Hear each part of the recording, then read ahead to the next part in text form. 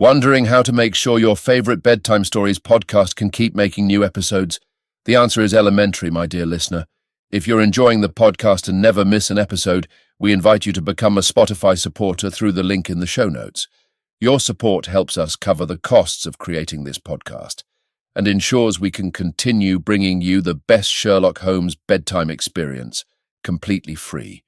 So, sleep easier by clicking the Support this podcast link in the show notes and become a Spotify supporter today. Welcome to the Sherlock Holmes Bedtime Stories podcast. Each episode is a section from a classic, comforting Sherlock Holmes story with relaxing music to help you fall asleep. If you like the Sherlock Holmes Bedtime Stories podcast, please follow us on Spotify and YouTube.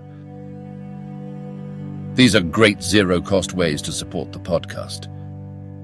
Please leave a 5-star rating for the Sherlock Holmes Bedtime Stories podcast on Spotify and Apple Podcasts, and press the like button on YouTube. If you have comments or suggestions for the Sherlock Holmes Bedtime Stories podcast, please leave a review with your thoughts. There are a few ways to do this. On Spotify, leave a comment in the episode's Q&A under the question, "What did you think about this episode?"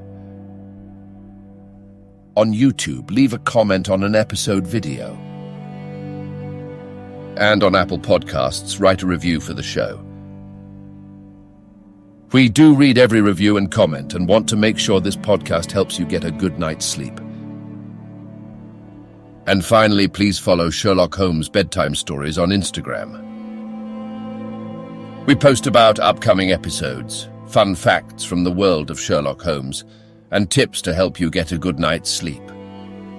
Again, it's Sherlock Holmes Bedtime Stories on Instagram. Thank you for joining us this evening.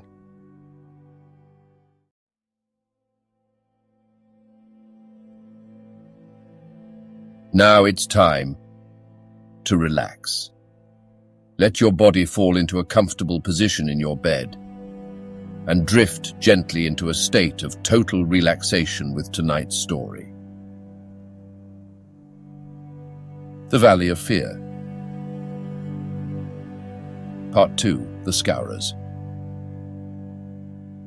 Chapter 3, Lodge 341, Vermissa.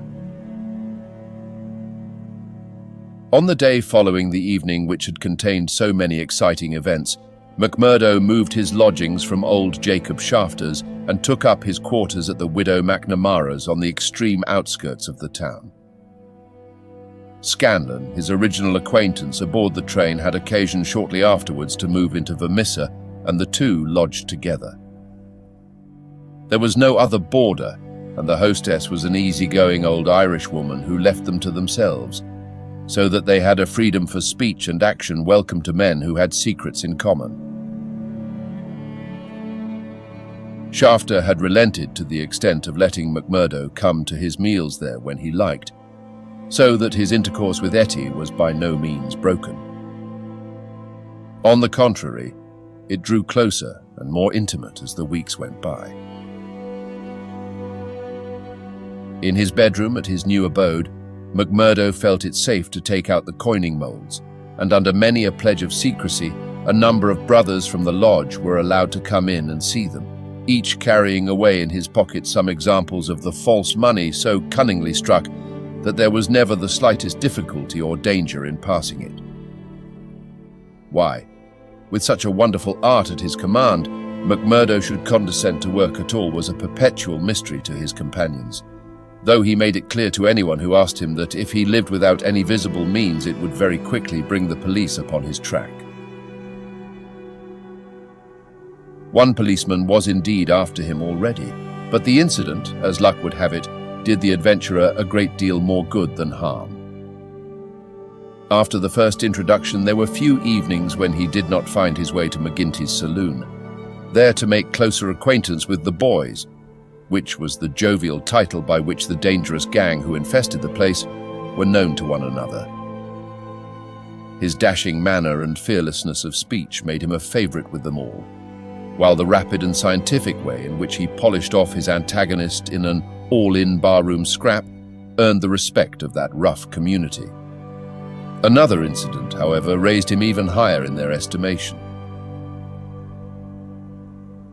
Just at the crowded hour one night, the door opened, and a man entered with the quiet blue uniform and peaked cap of the mine police. This was a special body raised by the railways and colliery owners to supplement the efforts of the ordinary civil police, who were perfectly helpless in the face of the organized ruffianism which terrorized the district. There was a hush as he entered, and many a curious glance was cast at him. But the relations between policemen and criminals are peculiar in some parts of the states, and McGinty himself, standing behind his counter, showed no surprise when the policeman enrolled himself among his customers. "A straight whiskey, for the night is bitter," said the police officer. "I don't think we have met before, Councillor." "You'll be the new captain," said McGinty. "That's so. We're looking to you, Councillor, and to the other leading citizens to help us in upholding law and order in this township. Captain Marvin is my name." "We'd do better without you, Captain Marvin," said McGinty coldly, "for we have our own police of the township, and no need for any imported goods. What are you but the paid tool of the capitalists, hired by them to club or shoot your poorer fellow citizen?" Well, we won't argue about that," said the police officer good-humouredly. "I expect we all do our duty, same as we see it, but we can't all see it the same." He had drunk off his glass and had turned to go when his eyes fell upon the face of Jack McMurdo, who was scowling at his elbow. "Hello, hello," he cried, looking him up and down. "Here's an old acquaintance." McMurdo shrank away from him. "I was never a friend to you nor any other cursed copper in my life," said he. "An acquaintance isn't always a friend," said the police captain, grinning. "You're Jack McMurdo of Chicago, right enough, and don't you deny it." McMurdo shrugged his shoulders. "I'm not denying it," said he. "Do you think I'm ashamed of my own name?" "You've got good cause to be anyhow." "What the devil do you mean by that?" he roared with his fists clenched. No, Jack, bluster won't do with me. I was an officer in Chicago before ever I came to this darned coal bunker, and I know a Chicago crook when I see one." McMurdo's face fell. "Don't tell me that you're Marvin of the Chicago Central," he cried. "Just the same old Teddy Marvin at your service. We haven't forgotten the shooting of Jonas Pinto up there." "I never shot him."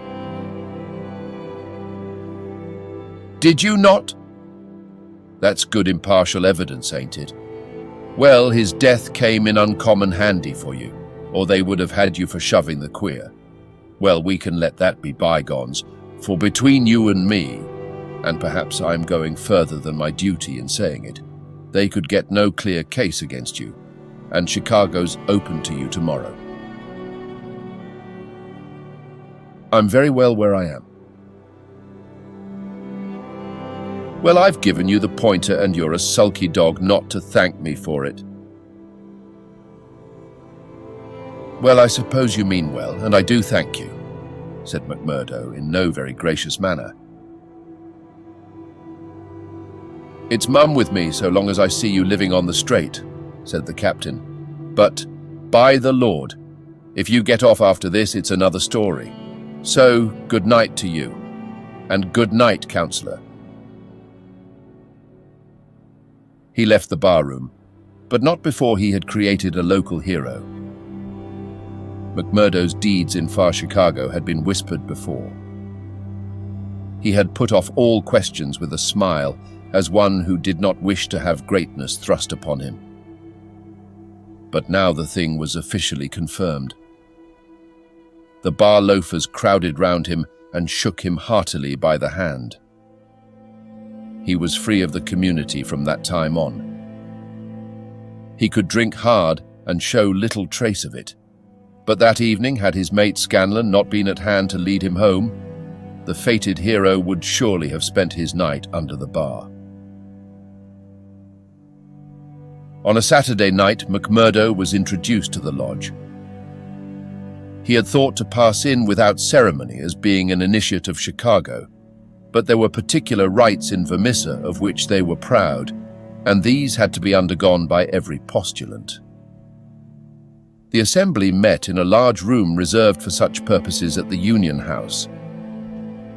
Some 60 members assembled at Vermissa, but that by no means represented the full strength of the organization, for there were several other lodges in the valley and others across the mountains on each side, who exchanged members when any serious business was afoot, so that a crime might be done by men who were strangers to the locality. Altogether, there were not less than 500 scattered over the coal district. In the bare assembly room, the men were gathered round a long table. At the side was a second one laden with bottles and glasses, on which some members of the company were already turning their eyes.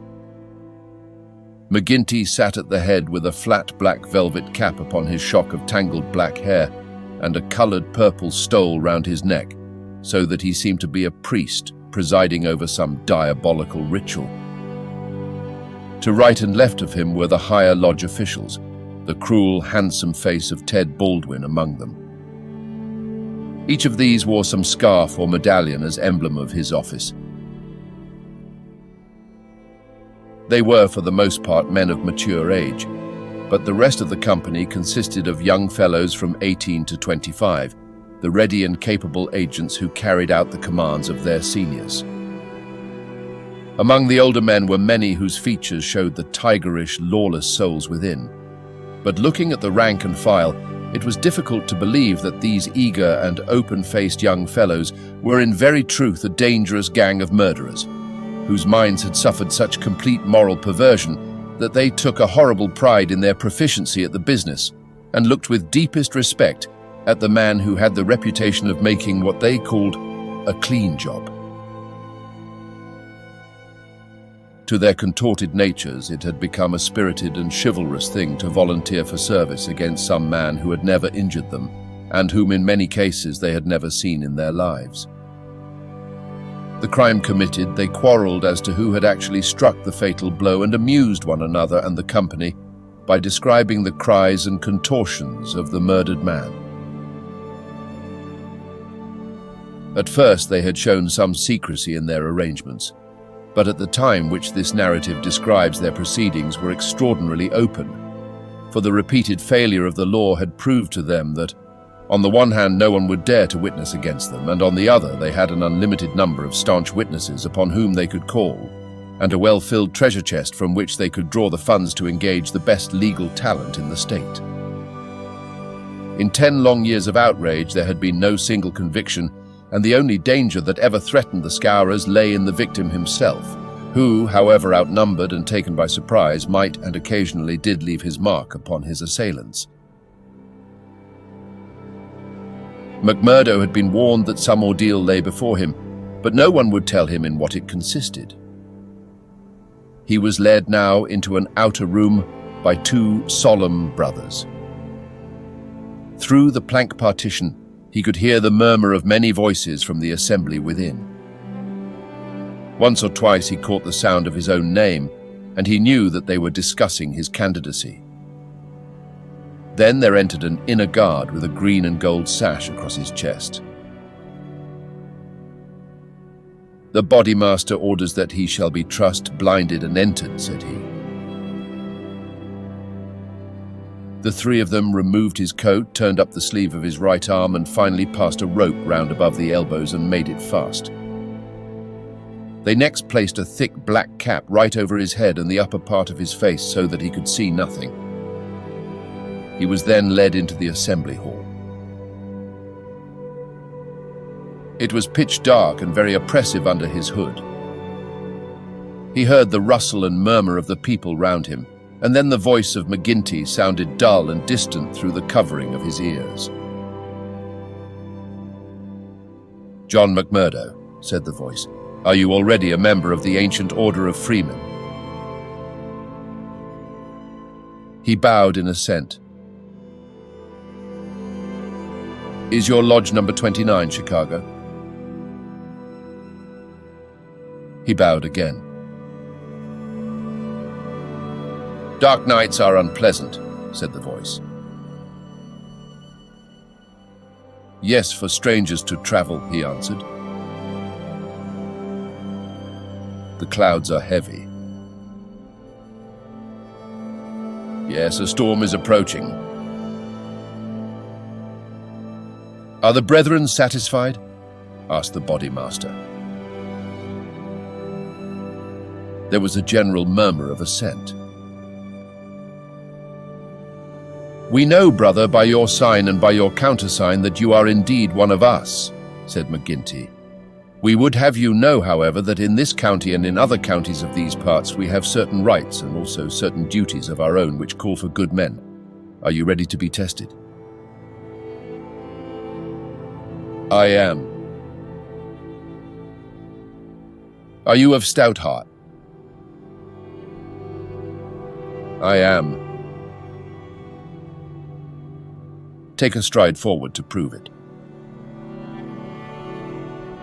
As the words were said, he felt two hard points in front of his eyes, pressing upon them so that it appeared as if he could not move forward without a danger of losing them.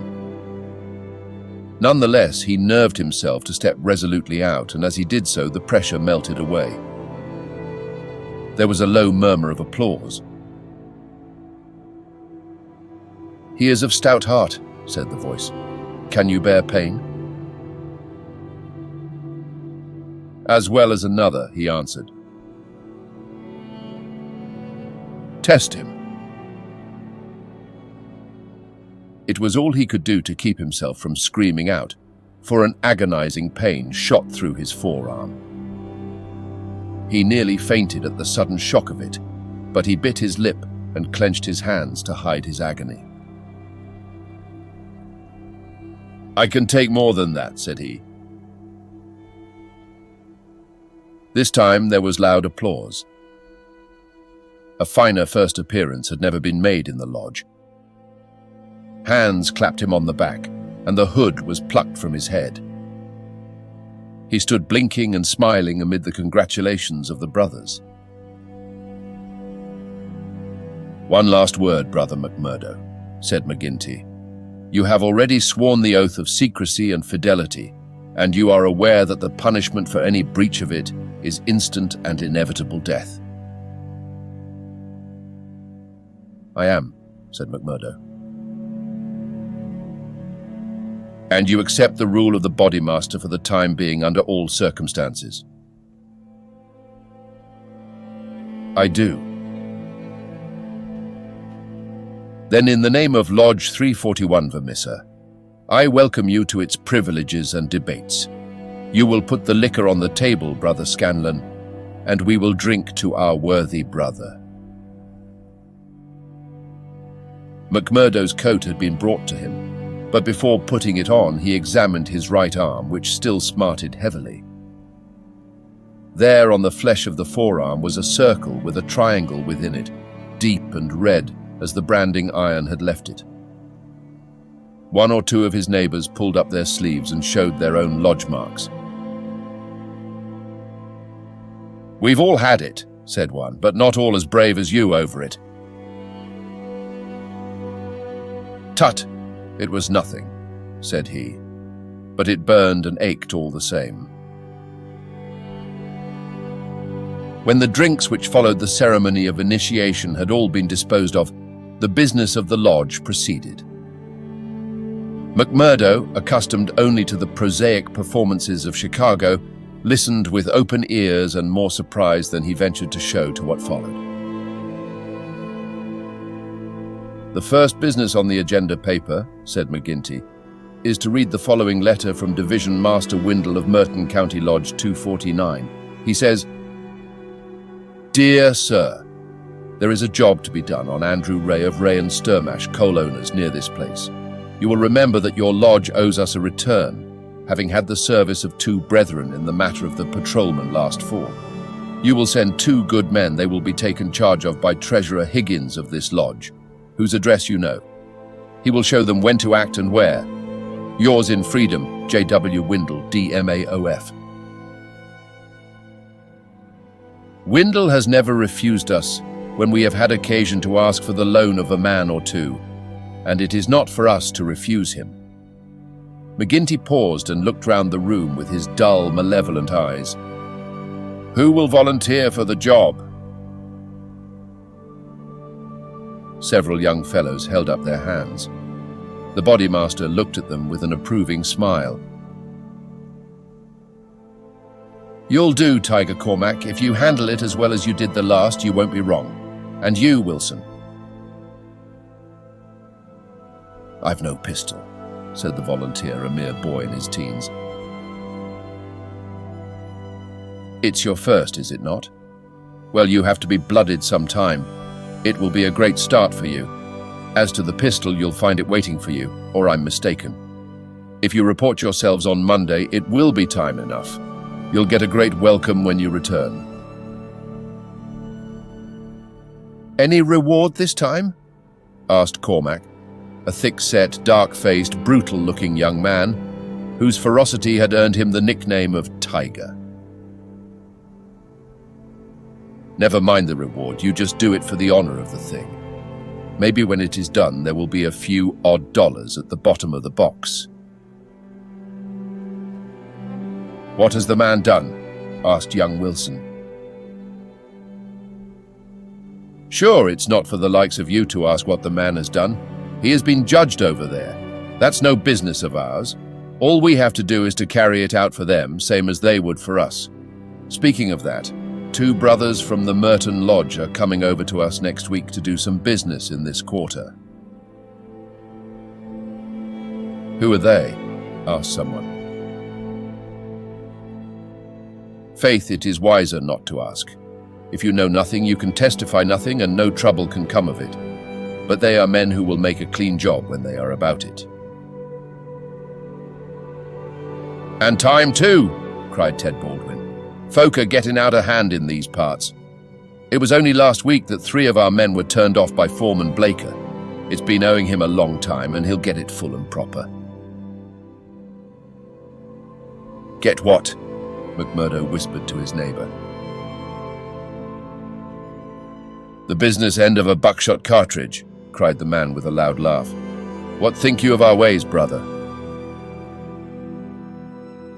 McMurdo's criminal soul seemed to have already absorbed the spirit of the vile association of which he was now a member. I like it well, said he. 'Tis a proper place for a lad of metal. Several of those who sat around heard his words and applauded them. What's that? Cried the black-maned bodymaster from the end of the table. 'Tis our new brother, sir, who finds our ways to his taste. McMurdo rose to his feet for an instant. I would say, eminent bodymaster, that if a man should be wanted, I should take it as an honor to be chosen to help the lodge. There was great applause at this. It was felt that a new sun was pushing its rim above the horizon. To some of the elders, it seemed that the progress was a little too rapid. I would move, said the secretary Haraway, a vulture-faced old greybeard who sat near the chairman, that Brother McMurdo should wait until it is the good pleasure of the lodge to employ him. Sure, that was what I meant. I'm in your hands, said McMurdo. Your time will come, brother, said the chairman. We have marked you down as a willing man, and we believe that you will do good work in these parts. There is a small matter tonight in which you may take a hand if it so please you. I will wait for something that is worthwhile. You can come tonight anyhow, and it will help you to know what we stand for in this community. I will make the announcement later. Meanwhile, he glanced at his agenda paper. I have 1 or 2 more points to bring before the meeting. First of all, I will ask the treasurer as to our bank balance. There is the pension to Jim Carnaway's widow. He was struck down doing the work of the lodge, and it is for us to see that she is not the loser. Jim was shot last month when they tried to kill Chester Wilcox of Marley Creek, McMurdo's neighbor informed him. The funds are good at the moment, said the treasurer, with the bank book in front of him. The firms have been generous of late. Max, Linder and Cummers paid $500 to be left alone. Walker Brothers sent in $100, but I took it on myself to return it and ask for $5. If I do not hear by Wednesday, their winding gear may get out of order. We had to burn their breaker last year before they became reasonable. Then the West Section Coaling Company has paid its annual contribution. We have enough on hand to meet any obligations. What about Archie Swindon? Asked a brother. He has sold out and left the district. The old devil left a note for us to say that he had rather be a free crossing sweeper in New York than a large mine owner under the power of a ring of blackmailers. By gar! It was as well that he made a break for it before the note reached us. I guess he won't show his face in this valley again.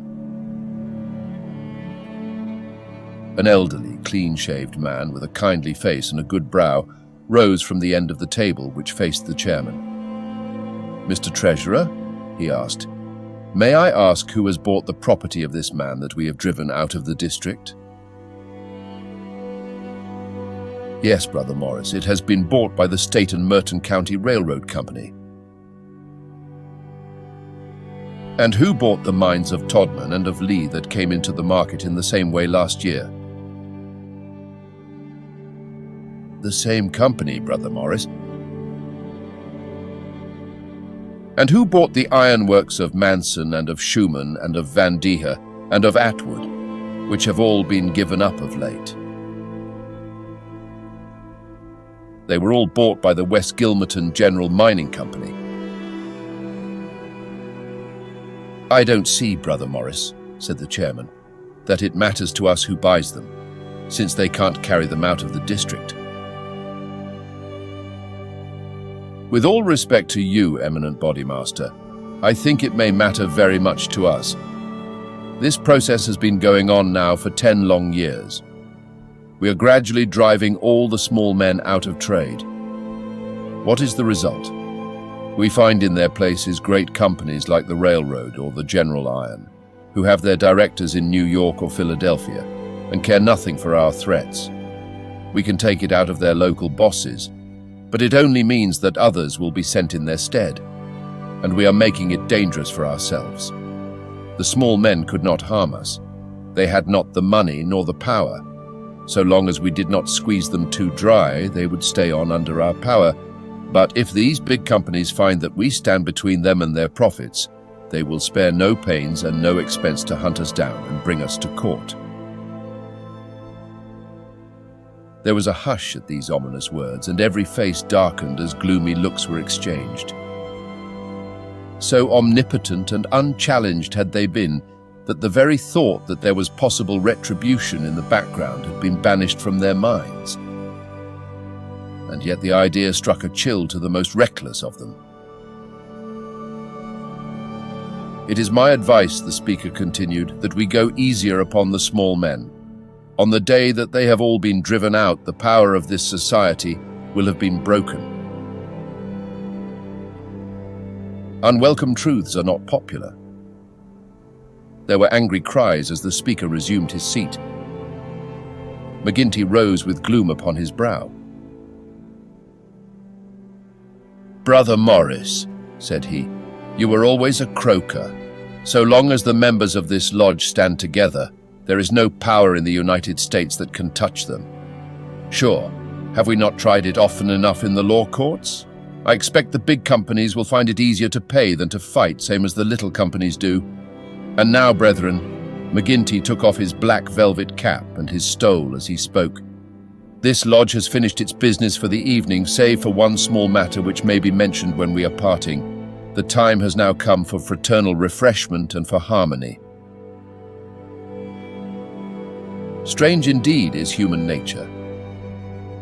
Here were these men, to whom murder was familiar, who again and again had struck down the father of the family, some man against whom they had no personal feeling, without one thought of compunction or of compassion for his weeping wife or helpless children.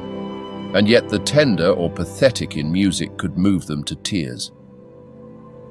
McMurdo had a fine tenor voice, and if he had failed to gain the goodwill of the lodge before, it could no longer have been withheld after he had thrilled them with "I'm sitting on the stile, Mary," and "On the banks of Allan Water."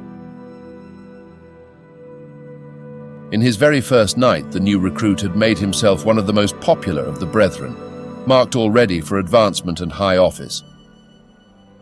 There were other qualities needed, however, besides those of good fellowship, to make a worthy freeman, and of these he was given an example before the evening was over. The whiskey bottle had passed round many times, and the men were flushed and ripe for mischief when their bodymaster rose once more to address them. "Boys," said he, "there's one man in this town that wants trimming up, and it's for you to see that he gets it. I'm speaking of James Stanger of the Herald. You've seen how he's been opening his mouth against us again?" There was a murmur of assent, with many a muttered oath. McGinty took a slip of paper from his waistcoat pocket. "Law and order. That's how he heads it. Reign of terror in the coal and iron district. 12 years have now elapsed since the first assassinations which proved the existence of a criminal organization in our midst. From that day, these outrages have never ceased, until now they have reached a pitch which makes us the opprobrium of the civilized world. Is it for such results as this that our great country welcomes to its bosom the alien who flies from the despotisms of Europe? Is it that they shall themselves become tyrants over the very men who have given them shelter, and that a state of terrorism and lawlessness should be established under the very shadow of the sacred folds of the starry flag of freedom, which would raise horror in our minds if we read of it as existing under the most effete monarchy of the East? The men are known. The organization is patent and public. How long are we to endure it? Can we forever live?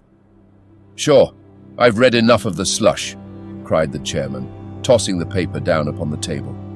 "That's what he says of us. The question I'm asking you is, what shall we say to him?"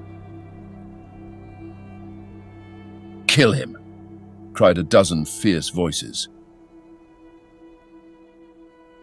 "I protest against that," said Brother Morris, the man of the good brow and shaved face. "I tell you, brethren, that our hand is too heavy in this valley, and that there will come a point where in self-defense every man will unite to crush us out. James Stanger is an old man. He is respected in the township and the district. His paper stands for all that is solid in the valley. If that man is struck down, there will be a stir through this state that will only end with our destruction." "And how would they bring about our destruction, Mr. Standback?" cried McGinty. "Is it by the police? Sure, half of them are in our pay and half of them afraid of us. Or is it by the law courts and the judge? Haven't we tried that before now, and whatever came of it?" "There is a Judge Lynch that might try the case," said Brother Morris. A general shout of anger greeted the suggestion. "I have but to raise my finger," cried McGinty, "and I could put 200 men into this town that would clear it out from end to end." Then suddenly raising his voice and bending his huge black brows into a terrible frown, "See here, Brother Morris, I have my eye on you and have had for some time. You've no heart yourself, and you try to take the heart out of others. It will be an ill day for you, Brother Morris, when your own name comes on our agenda paper, and I'm thinking that it's just there that I ought to place it." Morris had turned deadly pale, and his knees seemed to give way under him as he fell back into his chair. He raised his glass in his trembling hand and drank before he could answer. "I apologize, eminent bodymaster, to you and to every brother in this lodge if I have said more than I should. I'm a faithful member, you all know that. And it is my fear lest evil come to the lodge which makes me speak in anxious words." But I have greater trust in your judgment than in my own eminent bodymaster, and I promise you that I will not offend again." The bodymaster's scowl relaxed as he listened to the humble words. "Very good, Brother Morris. It's myself that would be sorry if it were needful to give you a lesson. But so long as I am in this chair, we shall be a united lodge in word and in deed. And now, boys," he continued, looking round at the company, "I'll say this much, that if Stanger got his full deserts, there would be more trouble than we need ask for. These editors hang together, and every journal in the state would be crying out for police and troops. But I guess you can give him a pretty severe warning. Will you fix it, Brother Baldwin?" "Sure," said the young man eagerly.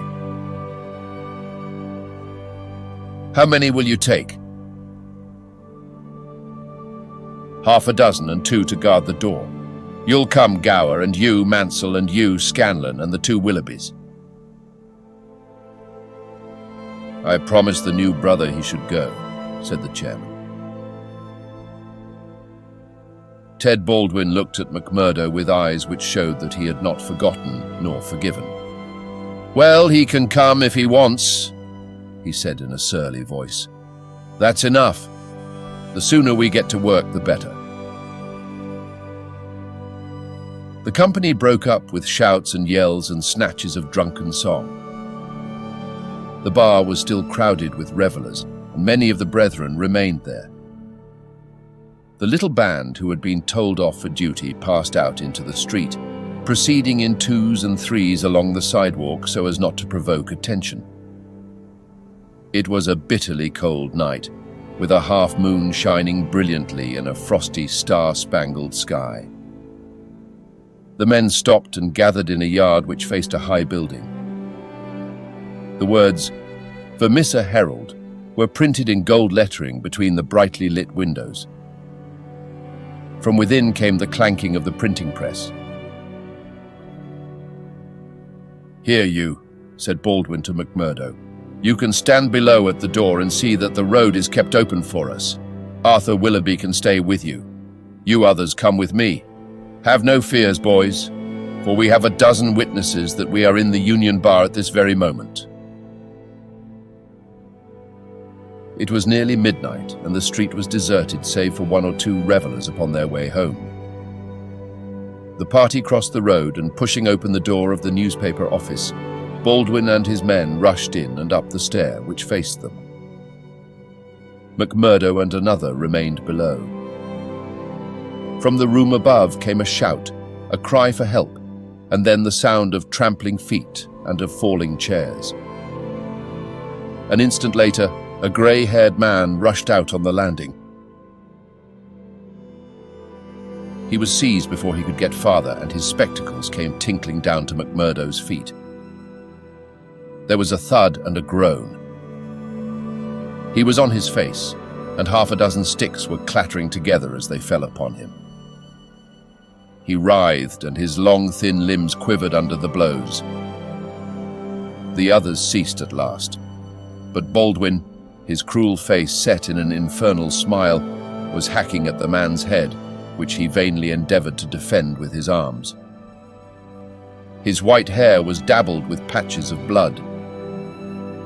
Baldwin was still stooping over his victim, putting in a short, vicious blow whenever he could see a part exposed, when McMurdo dashed up the stair and pushed him back. "You'll kill the man," said he. "Drop it." Baldwin looked at him in amazement. "Curse you!" he cried.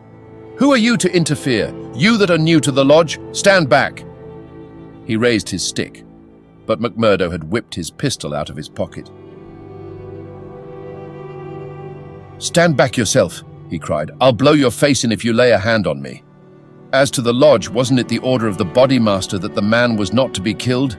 And what are you doing but killing him?" "It's truth, he says," remarked one of the men. "By gar, you'd best hurry yourselves," cried the man below. "The windows are all lighting up, and you'll have the whole town here inside of 5 minutes." There was indeed the sound of shouting in the street, and a little group of compositors and pressmen was forming in the hall below and nerving itself to action. Leaving the limp and motionless body of the editor at the head of the stair, the criminals rushed down and made their way swiftly along the street.